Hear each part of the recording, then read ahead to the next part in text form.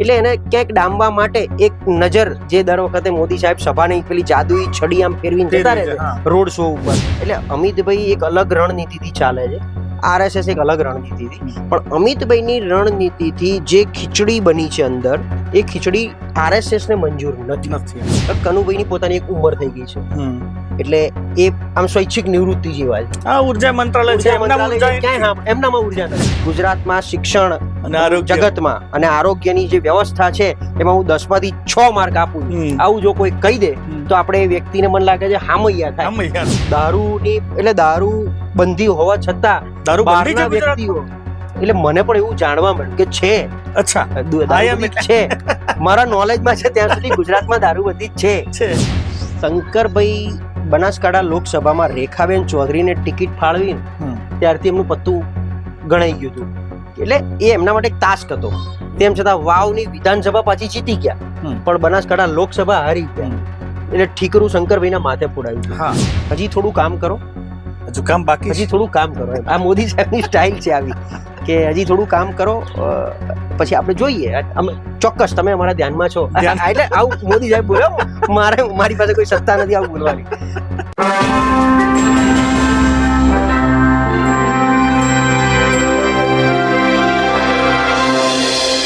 નમસ્કાર, હું છું રમેશ ચૌધરી ને આપ નિહાળી રહ્યા છો ષડયંત્ર. મિત્રો, આજે રાજકીય ગતિવિધિઓ તેજ બની છે ગુજરાતમાં છેલ્લા થોડાક સમયથી. મંત્રીમંડળના વિસ્તરણને લઈને પ્રદેશ અધ્યક્ષની પણ ચર્ચાઓ થઈ રહી છે. અને ગુજરાતમાં રાજનીતિના ઉપર જો કોઈને એક વિશ્લેષક તરીકે સારી નામના મેળવતા હોય એ વ્યક્તિ છે પ્રશાંતભાઈ ગઢવી. બહુ સારી એમની પકડ છે. તો આજે આપણે આવ્યા છીએ પ્રશાંતભાઈ જોડે. પ્રશાંતભાઈ, સ્વાગત છે પહેલું તો આપનું. પ્રશાંતભાઈ, ઘણી બધી ચર્ચાઓ છે. છાસવારે હવે તો નેતાઓનું મંત્રીમંડળનું વિસ્તરણ થાય છે, નથી થતું, આવી બધી સમાચારો આવે છે. આજે આપણે બધી જ એવી ચર્ચા કરીએ કે હકીકત પહેલો જ પ્રશ્ન છે કે આ વિસ્તરણ થશે નજીકના સમયમાં? રમેશભાઈ, આપણે છેલ્લે મળ્યા ત્યારે પણ આ વાત કરી હતી કે કરવું જરૂરી છે. ક્વેશ્ચન ત્યાંથી ચાલુ થાય છે. આ તો અંદરનો થોડો ઉકળતો ચરુ અને કોઈક રીતે નારાજગી પત્રો દ્વારા, આજકાલ પત્રોની ફેશન ચાલી છે, એટલે પત્રો દ્વારા જે લોકોની અંદરની ભડાસ બહાર આવે, એટલે એમને શાંત કરવા માટે થોડા ઘણા દિવસે, થોડા ઘણા મહિને CR પાટીલ સાહેબ જાહેરમાં આવી અને એમ કે હવે ગમે ત્યારે તમને મંત્રીમંડળ મળશે, ગમે ત્યારે તમને પ્રદેશ પ્રમુખ મળશે, એમ કહી અને વળી પાછા અમારે જે હકાભા ગઢવી એક બહુ સરસ વાત કરે છે હરિદ્વારના મામા વાળી, કે દર 5 વર્ષે કોઈક મામો આવે અને મામો બનાવીને જતો રહે, એમ CR પાટીલ સાહેબ દર 2-3 મહિને આવી અને લોકોને થોડા આવી રીતે શાંત પાડીને પાછા જતા રહે છે. છેલ્લી વાત બહુ એમણે સરસ હમણાં કરી કે હજી 2 વાર મળવાનું છે, અને એમાં આપણું મીડિયા જગત અને રાજકીય ગલિયારીઓમાં હોહાપો મચી ગયો કે 2 વાર મળવાનું, એટલે હવે નક્કી. પણ 2 વાર ક્યારે મળવાનું એ CR પાટીલ સાહેબે નથી કીધું કે 2 વારમાં આ વર્ષે, આ મહિને કે પછી 2026માં પણ હજી મળવાનું.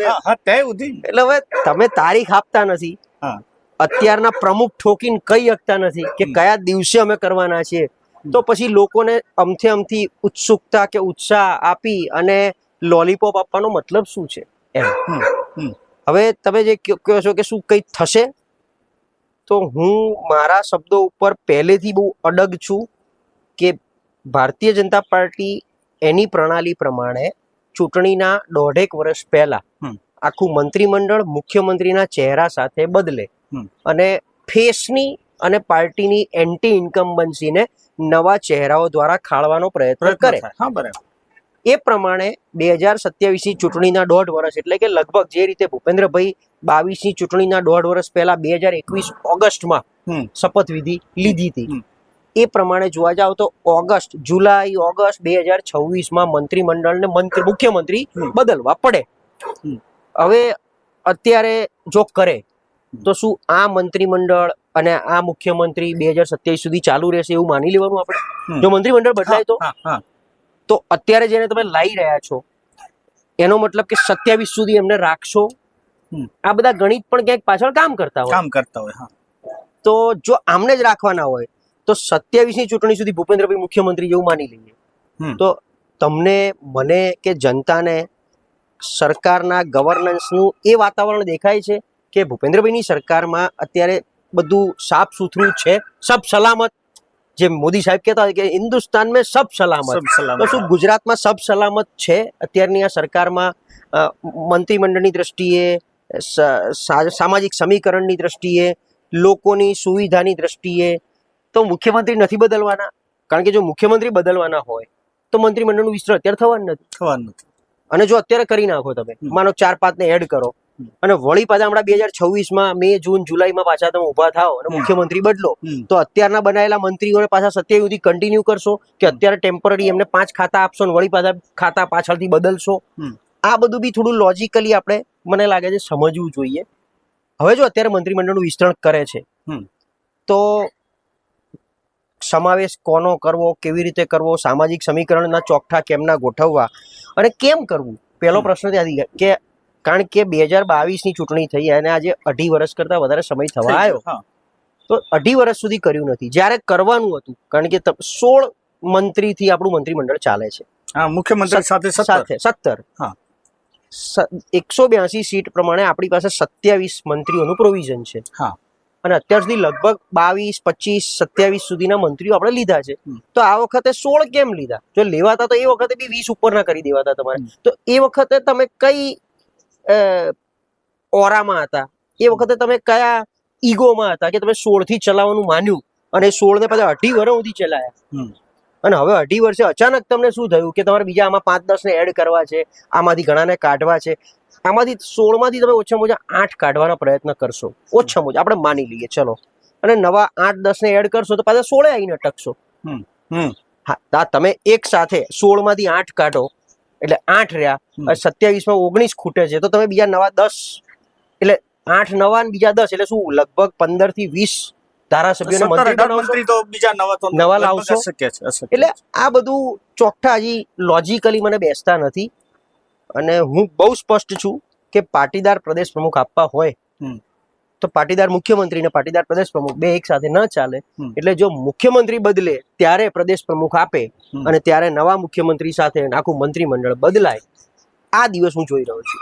તો ગઢવી સાહેબ, કેમ વારે ઘડી અત્યારે માની લો કે મોદીને આવવું પડ્યું નિકોલની સભા માટે? અમિત શાહ હમણાં છેલ્લા 2-5-6 દિવસ અહીંયા રોકાઈ ગયા, એમના આટાફેરા ગુજરાતમાં વધી ગયા. કારણ શું? કઈ એક નિકોલની એક સભા કરવા માટે તો નરેન્દ્રભાઈ મોદી આટલા અહીંયા આવે એટલે આપણને એવું અનુકૂળ નથી લાગતું. શું આના પાછળ શું હોઈ શકે છે?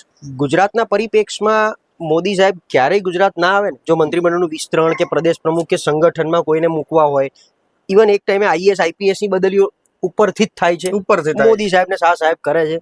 તો ગુજરાતના પરિપ્રેક્ષમાં ગુજરાતમાં આવે જ નહીં ને તોય ગુજરાત ચલાવી શકે છે ત્યાંથી બેઠા બેઠા. કારણ કે એક તો બધાથી પરિચિત છે, કોને મૂકવા, જે સામાજિક સમીકરણનું રોજ રાત્રે રિપોર્ટિંગ મોદી સાહેબને પહોંચી જ જાય છે બધી રીતે, અમિતભાઈને પહોંચી જાય છે, તો એમને બી જરૂર નથી હોતી. પણ છેલ્લા ઘણા સમયથી વિધિન બીજેપી જે 2-3 પ્રકારની નારાજગી બહાર આવી છે. એક, ધારાસભ્યોનું કહેવું છે કે અધિકારીઓ અમારું સાંભળતા નથી, અમને ગાંઠતા નથી. બીજું, કોંગ્રેસમાંથી આયેલાને તક મળે છે, જેમ હમણાં જ ગઈકાલે જ આપણે પેલા ડાબી સાહેબનો પત્ર વાંચ્યો, હાર્દિકે ચીમકી આપી. આ બધું જોતા ક્યાંક એને નાનો મોટો ખાળવા માટે મોદી સાહેબ આવે, અમિતભાઈ આવી અને જે તે વ્યક્તિઓ થકી ડાયરેક્ટ તો પાછા મળે નહીં, કારણ કે એટલા ઇગોઇસ્ટિક છે આ લોકો કે માનો કે ડાભી સાહેબે નારાજગી વ્યક્ત કરી તો ડાભી સાહેબને ફોન ના જાય મોદી સાહેબનો, અમિતભાઈનો, કે એ જિલ્લા પ્રમુખને કહેશે કે ભાઈ જરા જુઓ, એ ખેડા જિલ્લા વાળાને કહેશે કે ભાઈ જુઓ તમારે ત્યાંથી આવી વાત બહાર આવી છે, તમે પ્રમુખ તરીકે શું કરો છો, જરા ધ્યાન રાખો. એટલે ખેડા પ્રમુખની જવાબદારી બની જાય. ત્યાં પછી ખેડાના સાંસદને બી કદાચ જાણ ના કરી હોય. એટલે એ રીતે આમાં 2-3 વસ્તુ વધતા કોર્પોરેશનની ચૂંટણી આવે છે, રાજકોટ કાંડ, બરોડા કાંડ, અમદાવાદના બ્રિજ કાંડ, હમણાં છેલ્લે આપણે પેલું બરોડા પેલું બ્રિજ પડ્યો, આ બધું જોતા મને લાગે છે થોડી ઘણી લોકોમાં એક નારાજગી હાલની સરકાર પ્રત્યે પણ ચાલુ થઈ. એટલે એને ક્યાંક ડામવા માટે એક નજર, જે દર વખતે મોદી સાહેબ સભાની પેલી જાદુઈ છડી આમ ફેરવીને જતા રહે છે રોડ શો ઉપર, એવી એક રોડ શો કરી અને ક્યાંક લોકોને સાંત્વના વધતા આઈને બતાવી જવું કે ભાઈ ગુજરાત મારી નજરમાં છે, મારા ધ્યાનમાં છે અને હું આપની સાથે બેઠો છું. અને એ વિશ્વાસ આશ્વાસન આપી અને વળી પાછા જતા રહે છે. બીજા બી 2-3 અંદરના મુદ્દાઓ છે કે ભારતીય જનતા પાર્ટીમાં પાર્ટીની અંદર જ આંતરિક નારાજગી, જેમ અત્યારે આમ જોવા જાવ તો સંગઠન નબળું છે. ખાલી પાટીલ સાહેબે પેજ પ્રમુખના નામે અને 156 સીટ આવી ગઈ છે, વત્તા જે કોંગ્રેસમાંથી તોડીને આ બાજુ આવ્યા, એટલે હિટ રેશિયો જે ચૂંટણીનો બતાવ્યો છે કે બધી જ ચૂંટણી અમે જીતી રહ્યા છે, એના સિવાય આમ જોવા જાવ તો સંગઠન નીચેથી એકદમ અડ્ડી કરોડરજ્જુ પાંસળા બધા તૂટી ગયા છે અને અંદરથી લોકોને મજા પણ નથી આવતી. કાર્યકર બી નારાજ ચાલે છે. એટલા માટે ખાસ કરીને મોદી સાહેબ ને અમિત શાહ સાહેબ આવે તો લોકોને ઉત્સુકતા રહે કે ભાઈ કંઈક થશે, હવે કંઈક થશે તો અમારું કંઈક થશે, હવનું થાય વહુનું થાય એમ કરીને લોકો બેસી રહે છે. બાકી મને કે એમાં વધારે મુદ્દો દેખાતો. એક બીજું પણ ગઢવી સાહેબ જાણવું છે મારે કે સેન્ટ્રલમાં એટલે કે ભાઈ કેન્દ્રમાં ત્યાં આરએસએસ વર્સિસ થોડીક શાહની નારાજગી છે અમિતભાઈની. અંગદ ખાને હું પણ હમણાં દિલ્હી ગયો તો થોડીક બીજી પણ જર્નલિસ્ટો જોડે ચર્ચા થઈ ગઈ. એમનું એવું કહેવાનું થાય છે કે કદાચ અમિત શાહ પાછા ગુજરાત જાય છે. શું આ શક્ય છે? એ વસ્તુ શક્ય નથી બીજી બધી રીતે. હા, ચોક્કસ આરએસએસ નું એક પ્રેશર વધ્યું છે, કારણ કે જો આરએસએસ એ ભાજપની માઈ બાપ છે અને માંથી મોટું કોઈ થાય નહીં. બાપથી દીકરો સવાયો થાય પણ બાપથી મોટો ના થઈ શકે. એટલે આરએસએસ એક ચોક્કસ વિચારધારાથી ચાલતી હતી. વિચારધારાને ધીરે ધીરે સ્વરૂપ આપી અને એમણે પાર્ટીની રચના કરી ચૂંટણી માટે, ભારતીય જનતા પાર્ટી. એટલે ભાજપે હંમેશા આરએસએસને સાથે રાખીને અથવા આરએસએસના માર્ગદર્શનથી જ એક ચૂંટણી લક્ષી પ્રક્રિયા કરવાની. એના માટે ભારતીય જનતા પાર્ટી ધીરે ધીરે બધું કરતું ગયું, પણ હવે જરૂર કરતા મોટી થઈ ગઈ. અને જેપી નડ્ડા સાહેબના વાહિયાત બધા અમુક સ્ટેટમેન્ટ કે અમારે આરએસએસ ની જરૂર નથી. એટલે આરએસએસ ચોક્કસ દબાણ કરે છે કે ભાઈ અમે છીએ એક વિચારધારા છીએ, અમે તમને ટાસ્ક આપીને મોટા કરીને પાર્ટીના મોટા મોભી બનાવ્યા છે. એનો મતલબ એમ નથી થતો કે તમને મોટા કરીને અમે તમે છૂટા કરવા માંગીએ છીએ, એટલે અમે અલગ કરવા માંગીએ છીએ. છેલ્લે તમારે તો અમારી બાનમાં જ રહેવાનું. એટલે એ પ્રમાણે આજે અમિતભાઈ નું આમ જોવા જોઈએ તો આરએસએસ નું એવું બેકગ્રાઉન્ડ નહીં અને વિચારધારાની દ્રષ્ટિએ પણ. એટલે અમિતભાઈ એક અલગ રણનીતિથી ચાલે છે, આરએસએસ એક અલગ રણનીતિથી. પણ અમિતભાઈની રણનીતિથી જે ખીચડી બની છે અંદર, એ ખીચડી આરએસએસ ને મંજૂર નથી. અને એટલા માટે આરએસએસ નું એક દબાણ હોય કે જે કંઈ કરો એ આરએસએસ જેવું આરએસએસ ને પૂછીને અને એમાં એની આઈડિયોલોજીમાં ફિટ થતા હોય. જેમ કે એક્ઝામ્પલ આપું તો આરએસએસ નું એવું કહેવું છે કે અમને જ્યારે જ્યાં જરૂર લાગી એ તમને એક જવાબદારીના ભાગ રૂપે બેસાડ્યા કે હવે ગુજરાતમાં એક જરૂર હતી તો ગુજરાતની તમને જવાબદારી સોંપી. ત્યારથી પછી ધીરે ધીરે અમને એવું લાગ્યું કે દેશવ્યાપી જવાબદારી સોંપવાની છે તો અમે તમને દેશવ્યાપી જવાબદારીમાં મૂક્યા. હવે અમને એવું લાગે છે કે તમને જવાબદારી જે નિભાઈ રહ્યા છો એમાં હવે કોઈ નવાને તક આપવાની છે, અથવા તો આપણી જે વિચારધારા કૌટુંબિક, આરએસએસ એક કુટુંબ છે, કૌટુંબિક વિચારધારાના નવા વ્યક્તિને અમારે હજી શીખવાડવું છે કે તક આપવી છે. એટલે એવી વ્યક્તિઓને ફિટ કરવા, જેમ આપણે રાષ્ટ્રીય અધ્યક્ષની વાત ચાલી રહી છે કે આરએસએસ માંથી આવે. હવે બીજી બધી જ રાજ્યોમાં તમે જોઈ લો તો મુખ્યમંત્રી પણ આરએસએસ માંથી આવે છે, પ્રદેશ પ્રમુખ પણ આરએસએસ માંથી આવે છે.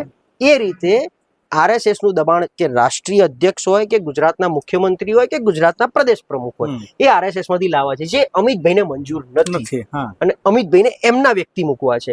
એટલે એ પ્રમાણે ઘણા બધા અપવાદ ભૂતકાળમાં આપણી સામે બન્યા છે કે જે આરએસએસ સાથે લેવા દેવા ના હોય પણ મૂળ અમિતભાઈને મીઠી નજરમાં હોય તો મૂક્યા છે. પણ હવે એ મંજૂર નથી, કારણ કે હવે વાતાવરણ વણસતું જાય છે. એટલા માટે આ બંને વચ્ચે અનબન ચાલે છે.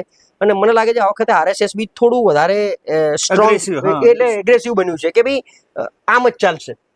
અને એટલી એ સમજાવટ પતાવટ લગભગ છેલ્લા 6 મહિનાથી ચાલતા હજી 30 સપ્ટેમ્બર સુધી ચાલશે. હજુ ચાલશે 30 સપ્ટેમ્બર સુધી આ ચર્ચા ચાલશે. કેમ 30 સપ્ટેમ્બર નું કેમ ડેટ મારવી પડી? મોહન ભાગવતજી 75 વર્ષમાં પ્રવેશ કરી રહ્યા છે, સાથે સાથે નરેન્દ્રભાઈ મોદી 75 વર્ષમાં પ્રવેશ કરી રહ્યા છે. રૂલ્સ આમણે જ બનાવ્યા છે અને આજ તોડવાના છે. 75 નો રૂલ એમને લાગુ નહીં પડે. મોદી સાહેબ રાજીનામું આપ્યું, હું આના તમે જેમ કીધું અમિતભાઈ પાછા આવે છે.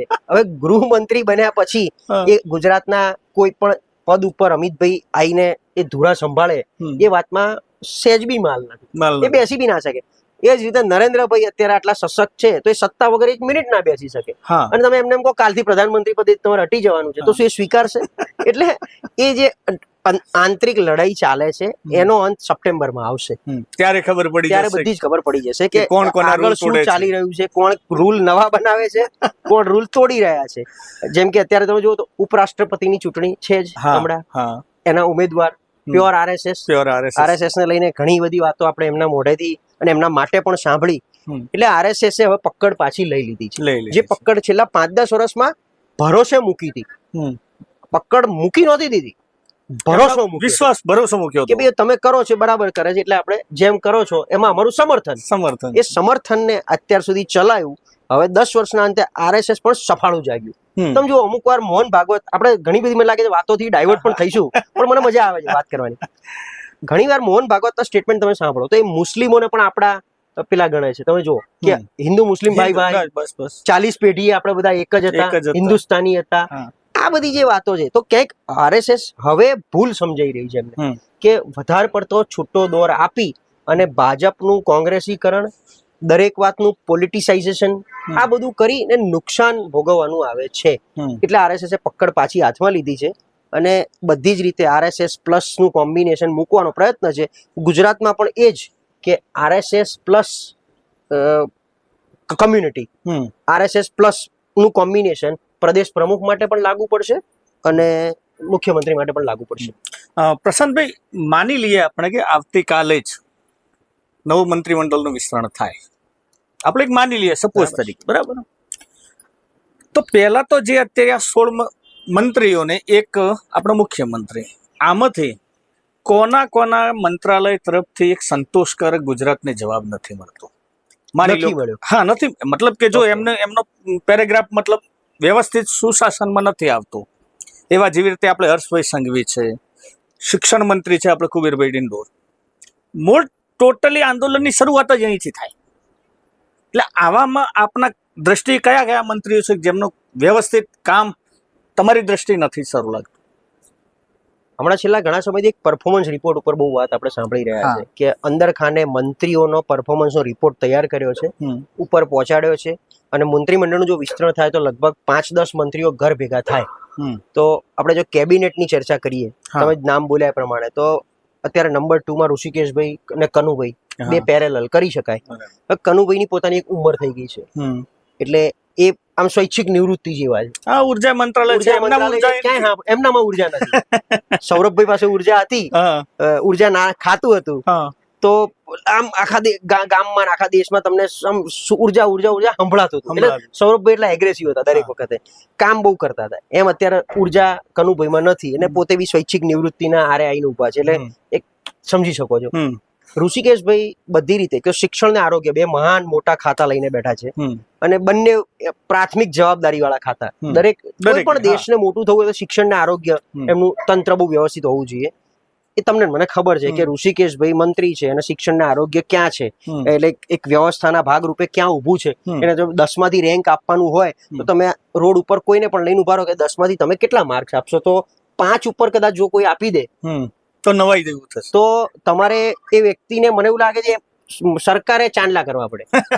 જો એ 5 ઉપર એમ કહી દે કે ગુજરાતમાં શિક્ષણ જગતમાં અને આરોગ્યની જે વ્યવસ્થા છે એમાં હું 10 માંથી 6 માર્ક આપું છું, આવું જો કોઈ કહી દે તો આપણે એ વ્યક્તિને, મને લાગે છે, હામૈયા થાય. ઢોલ નગારા સાથે એને સચિવાલયમાં લઈ જાય અને ઋષિકેશભાઈની કેબિનમાં આપણે એના હામૈયા કરવા પડે. બે આ નામ થયા. કુબેરભાઈ ડિંડોરની વાત કરી એટલે શિક્ષણને જ લાગુ પડે છે. કુબેરભાઈનો એક પોઝિટિવ પોઈન્ટ એ છે કે પોતે શિક્ષિત છે, ભલે આદિવાસી સમાજમાંથી આવે છે પણ શિક્ષિત છે, પોતે પીએચડી છે, ઇલેક્ટ્રિકલ એન્જિનિયર તરીકે પ્રોફેસરમાં કામ કરતા હતા, અને પણ એમને પ્રાથમિક શિક્ષણ આપ્યું છે. એટલે હવે એમણે એમના રીતે જે પ્રયત્નો કર્યા, પણ મેં કીધું એમ કે પ્રાથમિક શિક્ષણ અને આ બધું ઋષિકેશભાઈ વાળું હાયર એજ્યુકેશન, ઉચ્ચ શિક્ષણ, એ બંને વચ્ચેનો જે બધું જોવો તમે ઓવરઓલ, તો આખી ચેન જ છે. એટલે પેલું સારું ના હોય તો આ સારું ના જ હોય, આ હોય તો પેલું બાય ડિફોલ્ટ હોય. સમજો તમે? એટલે એ આખી કડી પકડાતી નથી. ઋષિકેશભાઈ બી એમની પોતાની મનસા બહુ સારી. તમે સમજો, હું બંને સાથે બહુ રેગ્યુલર મળું છું અને વાતચીત અમે કરતા હોય ને, કુબેરભાઈ બી અમને ઘણી વાર કહેતા હોય કે આવું આવું કર્યું છે અને ઘણું હજી કરવું છે. ત્રુટિ હોય, મને હું પોઝિટિવ કહું છું ને કે એમણે સ્વીકાર્યું કે ત્રુટિ છે તો આપણે એને કેવી રીતે સુધારવી જોઈએ. એ જ વસ્તુ ઋષિકેશભાઈ, કે ત્રુટિ છે તો કેવી રીતે સુધારી શકાય શિક્ષણ અને આરોગ્યમાં. પણ હવે નીચેથી ખદબદતું એટલું બધું મોટું પહાડ બની ગયો છે કે આને ધડ મૂળથી ફેરફાર શક્ય નથી, પણ તેમ છતાં બંને એમની રીતે મહેનત કરે છે. એટલે કુબેરભાઈ બી એક વ્યક્તિગત અને જે મેં કીધું શિક્ષિત તરીકે, એટલે એમને કદાચ એવું થાય આગામી સમયમાં પ્રાથમિક શિક્ષણથી હટાઈ અને બીજી કોઈ, એટલે કાં તો ઉચ્ચ શિક્ષણમાં મૂકે, અથવા તો આરોગ્ય ખાતું પણ, જો આ ભાજપ છે, ભાજપમાં એક વસ્તુ સમજી લેવું, ડોક્ટરને કોઈ દિવસ ડોક્ટરીનું પ્રોફેશન નહીં આપે કામ કરવા માટે મંત્રાલય, એટલે એ ચાલી રહ્યું છે. એટલે કુબેરભાઈ, ઋષિકેશભાઈ વ્યક્તિ તરીકે સારા, કામગીરી તરીકે સારા, કદાચ ખાતા ખોટા ભટકાઈ ગયા હોય તો કુબેરભાઈને પ્રમોશન મળી શકે છે. રાઘવજીભાઈ નાદુરસ્ત તબિયત છે, પોતે બી થાક્યા કંટાળ્યા છે, એટલે આગામી સમયમાં પોતે મને લાગે છે, અને પ્લસ કોંગ્રેસમાંથી આવે છે. હવે મોટો જે અવાજ ઉઠ્યો છે કે મૂળ કોંગ્રેસી હોય એમને મંત્રીમંડળમાં સમાવેશ કરવો, મૂળ કોંગ્રેસી હોય એને નહીં આપવું. એટલે રાઘવજીભાઈ કુંવરજીભાઈ ફસાયેલી હડ્ડી ભાજપની, કારણ કે કોળી સમાજના આટલા મોટા નેતા આગેવાન ક્યાંય પડતા મૂકી શકાય એવી શક્યતા નથી. તો એમનું શું કરવું એ પણ વિચાર બહુ મોટો માગી લે છે કે ભાઈ એમનું શું કરશો તમે? અહીંથી કાઢશો તો કોળી સમાજની નારાજગી આવશે, એમને કાઢો એટલે તરત પેલા બે ભાઈ ઉભા જ છે, પુરુષોત્તમભાઈ અને હીરાભાઈ, કે આમને કાઢો તો અમે કોળી સમાજના નેતા છીએ જ. એ સિવાય ઘણા બધા બિચારા અમારા શામજીભાઈ જેવા હજી આંટા મારે છે, 3-3, 4-4 ટર્મથી બિચારાનો મેળ પડતો નથી ક્યાંય, તો એવા રાહ જોઈને બેઠા છે. એટલે કોળી સમાજમાંથી કોઈ ચહેરો લાવો કે કુંવરજીભાઈને આપવું. કુંવરજીભાઈ અત્યારે ફૂડ એન્ડ સિવિલમાં હમણાં જોયું છે મેક્સિમમ ફેર પ્રાઇસ શોપને લઈને એટલા બધા ડખા બહાર આવે છે રોજે રોજ. વત્તા આજે અનાજના ગોડાઉનમાં ચોરી, અનાજનું ગોડાઉનમાં અનાજ બગડી જવું, ઘણી બધી ફરિયાદો આપણે પણ સાંભળીએ છીએ. એમની રીતે મહેનત કરે છે, પણ કુંવરજીભાઈ સામાજિક સમીકરણમાં બંધાયેલા છે, એટલે ભાજપ પણ બંધાયેલી છે સામે કુંવરજી માટે. વિકલ્પ નથી અત્યારે. એમનું શું થાય આપણને બહુ ખબર નથી. હર્ષભાઈ સંઘવી, કાયદામાં રહેશો તો ફાયદામાં રહેશો, શું કહે છો? હવે લો એન્ડ ઓર્ડર ગુજરાતમાં આમાં કેવું છે, રાજ્યની દ્રષ્ટિએ મોટું છે ગુજરાત. આજે આપણી 7 કરોડની જનતા, જે તમને ને મને સંતોષ મળવો જોઈએ કે ભાઈ પોલીસની કામગીરી, લો એન્ડ ઓર્ડર, લોકોમાં ભય નથી, પેપર કાંડ, પેપર જે આટલા બધા ફૂટે છે, એટલે એ રીતે લોકોમાં જે કાયદાનો ભય હોવો જોઈએ, એ ભય આજે જુઓ તો 16 વર્ષનો નાનકડો દીકરો સ્કૂલમાં હત્યા કરી નાખે છે. 15 વર્ષની નાની દીકરીઓ ક્યાંક રોડ ઉપર સેફ ગણતા નથી. રોજ નવા બળાત્કારના કિસ્સા સામે આવે છે. જાહેરમાં ચપ્પુ મારીને હત્યા કરેના કિસ્સા એમના જ વિસ્તારમાંથી બહાર આવે છે, સુરતમાંથી. આ બધું ક્યાંક ને ક્યાંક નેગેટિવ જતું હોય. એટલે ખાલી મીડિયામાં આવીને સારું બોલવું, ડ્રગ્સ રોજ પકડાવું અચાનકથી, ડ્રગ્સ હાલતા ચાલતા મળવું, દારૂ બંધી હોવા છતાં બહારના વ્યક્તિઓ, એટલે મને પણ એવું જાણવા મળ્યું કે છે, છે મારા નોલેજમાં છે ત્યાં સુધી ગુજરાતમાં દારૂબંધી છે, પણ બહારના વ્યક્તિ જયારે આવે એ આપણને એવું કે તમારે ક્યાંથી ગુજરાતમાં દારૂ છે બોલો, અમે તમને અપાઈ દઈએ. બહારના વ્યક્તિ આવું બોલે. એટલે આ બધું ક્યાંક ને ક્યાંક મને લાગે છે લો એન્ડ ઓર્ડર, એટલે ગૃહમંત્રી તરીકે થોડી નેગેટિવિટી છે. વત્તા મીડિયામાં, વત્તા સુરતના 1-2 પર્સનલ, એમના જે એટલે પર્સનલ એટલે સુરતના 1-2 જે કાંડ જમીનો વાળા કિસ્સા થયા એમાં જે નામ, એટલે આ બધું એમના માટે થોડું નેગેટિવ છે. એટલે હવે અગેન 50-50 છે. હર્ષનું બી આગળ શું થાય છે, મારો બહુ વ્યક્તિગત મિત્ર છે એટલે હું એને હર્ષમાં જ કહું છું પાછો એમ. એટલે હર્ષનું બી 50-50 છે આ બાબતમાં. અચ્છા, એક બીજું નામ કોળી સમાજમાંથી વાત આપણે કરતા હોય, પુરુષોત્તમભાઈ રૂપાલ. છેલ્લા કેટલાય વર્ષોથી આમ પુરુષોત્તમભાઈ સોલંકી, કેટલાય વર્ષોથી સાહેબ એ જ માછલા પકડો ને મજા કરો. કઈ બદલાવ થશે? હીરાભાઈને પ્રમોટ કરવામાં આવશે કારણ કે પોતાની તબિયત થોડીક નાદુરસ્ત છે, શું થશે ત્યાં? કુંવરજીભાઈને લાવવા પાછળનું કારણ જ હતું કે પુરુષોત્તમભાઈ સોલંકી ને હીરાભાઈ સોલંકીની જે ડિપેન્ડન્સી છે એ ઓછી કરો. કારણ કે એ બે ભાઈઓ એક સમાજના મોભી ગણો, નેતા ગણો અને હામી ગણો, બની બેઠેલા નેતા છે, જે ભારતીય જનતા પાર્ટીને પહેલા દિવસથી ખટકતું હતું મોદી સાહેબ, એટલે જ કુંવરજીભાઈ લાયા. અને કુંવરજીભાઈ અને બીજું કુંવરજીભાઈ બીજી કોઈ રીતે આમ નિર્મળ ને સૌમ્ય, આમ પુરુષોત્તમભાઈ જેવું નહીં, બોલ બચ્ચન નહીં, જાહેરમાં બળબોલા નેતા નહીં. એટલે કુંવરજીભાઈ મૂંગા કામ કરે છે, દોડધામ કરે છે, સમાજને ભેગા રાખે છે, એ બધું કરીને એટલે એમનું પત્તું વધારે આગળ ચાલતું હોય છે આ બે ભાઈઓ કરતા. અને હજી જો ભાજપ ધારે, મને બી માન છે હીરાભાઈ એટલે પુરુષોત્તમભાઈ પ્રત્યે મને માન છે, અને પહેલેથી એમ અનામત મત્સ્ય ઉદ્યોગ જેમ તમે કીધું માછલા પકડો એમ પહેલેથી જે અનામત રાખી છે, એમણે એમના સમાજ માટે બહુ કર્યું છે. એમણે એ સમાજના મોભી અમદા નથી થવાતું. કેમ તમને મને આપણો સમાજ નેતા નથી બને, એટલે સમાજ માટે બહુ ભોગ આપવો પડે, જે પુરુષોત્તમભાઈ આપેલો છે.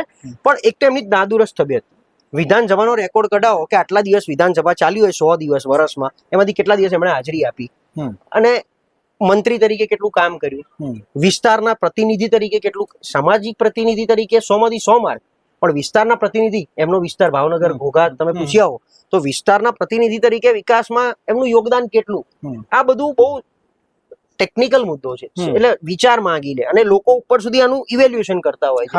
એટલે આ બે ભાઈને દૂર રાખી કુંવરજીભાઈ અથવા બીજું કોઈ ઓપ્શન ઊભું કરીને એમને કોળી સમાજનો નેતા બનાવો, આ ભાજપનું મિશન છે. અચ્છા અચ્છા.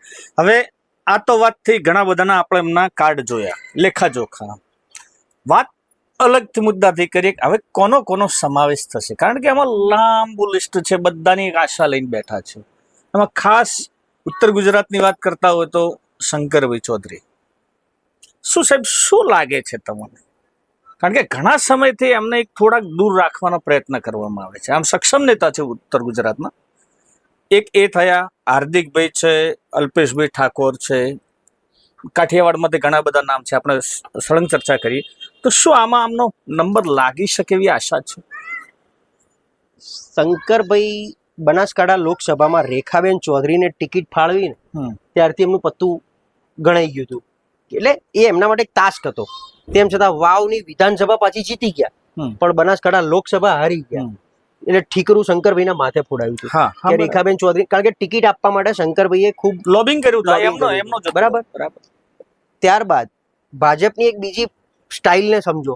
એમને જેને રિટાયર્ડ કરવા હોય અથવા જેને દૂર રાખવા હોય એ લોકોને અધ્યક્ષ પદે બેસાડીને ધીમે કરીને એક ગ્રેસફુલ એક્ઝિટ આપવાનો પ્રયત્ન કરવામાં આવે છે. ઉદાહરણ રૂપ અશોક ભટ્ટ, ઉદાહરણ રૂપ રમણભાઈ વોરા, આ બધા ભૂતકાળ. ઉદાહરણ રૂપ રાજેન્દ્ર ત્રિવેદી. આ છેલ્લા 4 અધ્યક્ષ મેં તમને ગણાવી દીધા. છેલ્લા અધ્યક્ષ વજુભાઈ વાળા બી રહી ચુક્યા હતા, ખૂબ મંત્રી પદ ભોગ્યું. 14 વાર એમણે બજેટ રજૂ કર્યું વિધાનસભામાં આપણું ગુજરાતનું. પછી ધીમે કરીને એમને અધ્યક્ષ પદે બેસાડી અને પછી રાજ્યપાલ તરીકે બહાર લઈ ગયા. એ જ રીતે અશોકભાઈ ભટ્ટ, બહુ મોટું નામ, એ તો પ્રખર. અને ભાજપ એટલે અશોક ભટ્ટ અને અશોક ભટ્ટ એટલે ભાજપ, જનસંઘ એટલે અશોક ભટ્ટ. એમાંથી એમને અધ્યક્ષ પદેથી ધીમે કરીને વાર ને પછી તો એમની નાદુરસ્ત તબિયત ને એ આપણી વચ્ચે ઉંમરે થઈ ગઈ હતી. રાજેન્દ્ર ત્રિવેદીને પહેલા મહેસૂલ ખાતું આપ્યું અને પછી અચાનકથી અધ્યક્ષ પદે બીજી વારમાં બેસાડીને અત્યારે ક્યાં છે રાજેન્દ્રભાઈ? એમ શંકરભાઈને કેમ અધ્યક્ષ આ ધારતા તો આ વખતે પણ બેસાડી જ શકતા હતા. આ વખતે જીતીને જ આયા હતા.